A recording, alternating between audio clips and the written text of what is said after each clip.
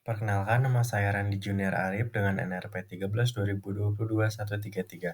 Di sini saya akan mempresentasikan tugas pertama dan kedua, yaitu tentang identifikasi potensi bahaya yang ada di pabrik pembuatan beras.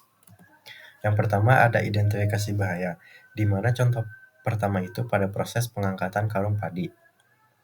Di sini ada tiga jenis hazard. Yang pertama ada ergonomi, di mana seorang pekerja setiap harinya atau setiap kali mengangkat karung itu sekitar 25 kilo sampai 50 kilogram.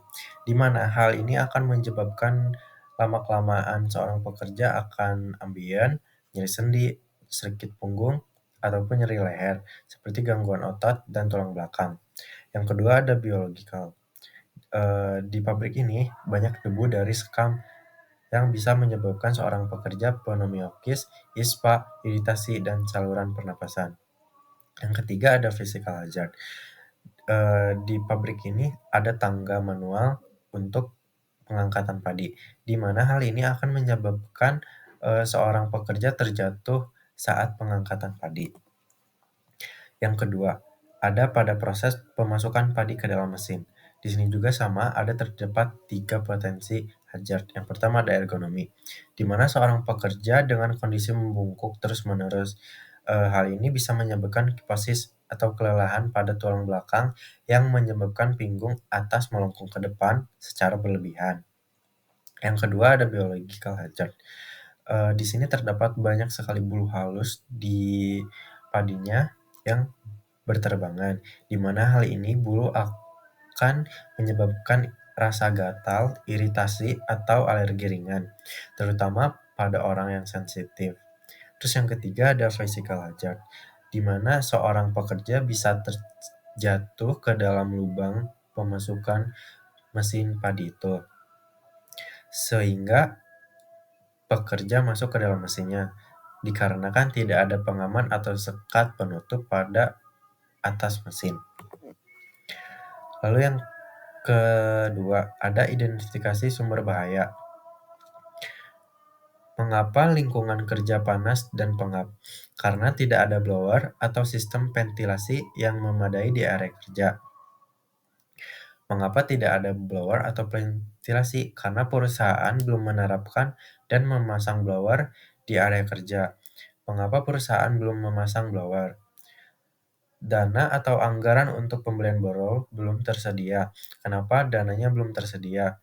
Karena anggaran perusahaan lebih difokuskan untuk operasional inti saja, seperti bahan baku dan produksi. Mengapa anggaran hanya difokuskan kepada bagian produksi? Karena perusahaan belum menyusun perencanaan anggaran yang seimbang antara kebutuhan produksi dan kebutuhan kenyamanan atau kesehatan pekerja. Lalu yang kedua, pekerja tidak pernah memakai masker saat bekerja. Mengapa pekerja tidak memakai masker? Karena mereka merasa tidak nyaman dan pengap. Mengapa masker membuat mereka tidak nyaman? Karena masker yang dilakukan atau diberikan kualitasnya rendah dan tidak sesuai dengan kondisi kerja, misalnya atau tebal atau tidak menyerap keringat. Mengapa masker yang disediakan harganya rendah? Karena perusahaan membeli masker dengan harga murah untuk menghemat biaya operasional. Mengapa perusahaan memilih membeli masker murah? Karena tidak ada standar dalam pedoman khusus terkait eh, dari APD tersebut. Mengapa tidak ada pedoman dari APD? Karena bagian ketiga belum dioptimalisasikan atau bahkan belum secara formal. Lalu, tidak ada pengaman atau pembatas pada celah mesin. Mengapa tidak ada pengaman atau pembatas pada mesin? Karena mesin digunakan apa adanya, tanpa modifikasi ataupun tambahan apapun. Mengapa mesin tidak dimodifikasi? Karena tidak ada instruksi atau regulasi dari internal yang mewajibkan pemasangan penutup. Mengapa tidak ada regulasi? Karena tidak dilakukan penilaian risiko. Mengapa pihak perusahaan tidak melakukan penilaian risiko?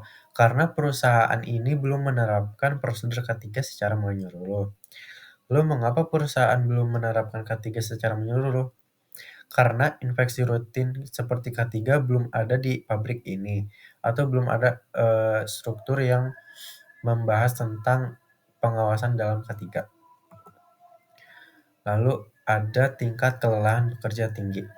Mengapa kelelahan ini menjadi penyebab faktor tertinggi? Karena pekerja harus mengangkat karung secara manual berulang kali setiap harinya. Mengapa pekerja harus mengangkat karung secara manual? Karena di dalam perusahaan ini belum menerapkan sistem atau pengangkat hidrolik otomatis pada karung. Mengapa perusahaan belum menyediakan alat tersebut? Karena menganggap pembelian alat tersebut sebagai tambahan yang tidak mendesak. Mengapa manajemen menganggapnya tidak mendesak? Karena belum ada analisis resiko ataupun laporan tentang dampak kelelahan terhadap pekerja tersebut. Mengapa belum ada analisis risiko atau laporan resmi tersebut?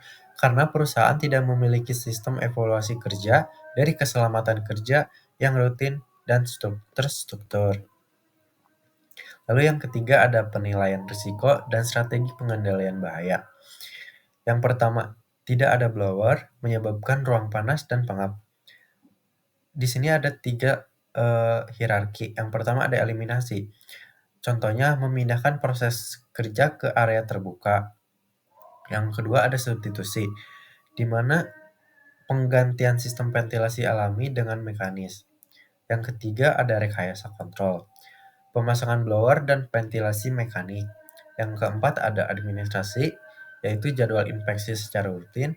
Dan yang terakhir ada APD. Di sini tidak berhubungan ataupun tidak relevan pada pemasangan blower. Lalu yang kedua, pekerja tidak menggunakan masker karena tidak nyaman. Yang pertama eliminasi, yaitu menghilangkan sumber debu. Tetapi di sini hal yang tidak mungkin untuk menghilangkan debu sepenuhnya. Lalu yang kedua substitusi, ganti masker sesuai dengan ergonomis agar membuat pekerja aman dan nyaman. Lalu yang ketiga ada rekayasa kontrol. Pasang sistem penyedot debu di titik penggilingan. Ini merupakan hal yang sangat penting untuk menghilangkan debu, walaupun tidak sepenuhnya debu bisa hilang. Lalu yang keempat ada administrasi, di mana pelatihan penggunaan APD, SOP wajib masker itu harus ada. Lalu APD, masker ergonomis yang ringan dan bisa menyerap keringat agar membuat pekerja nyaman dan aman. Lalu yang ketiga ada tingkat kelelahan pekerja tinggi akibat pengangkatan manual. Yang pertama ada eliminasi. Hilangkan kerja angkat manual dengan sistem otomatis dengan membeli atau menerapkan lift yang membuat karung otomatis untuk pengangkatan. Yang kedua ada substitusi. Ganti metode manual dengan conveyor ataupun lift otomatis untuk pengangkatan karung. Lalu yang ketiga ada rekayasa kontrol. Instalasi alat bantu angkat ataupun lift karung. Lalu yang keempat ada administrasi. Rotasi kerja, SOP angkat beban ergonomis. Lalu yang terakhir ada APD.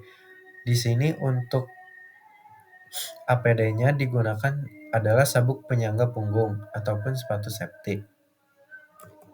Yang keempat tidak ada pengaman lubang mesin, risiko pekerja jatuh ke dalam mesin. Yang pertama ada eliminasi.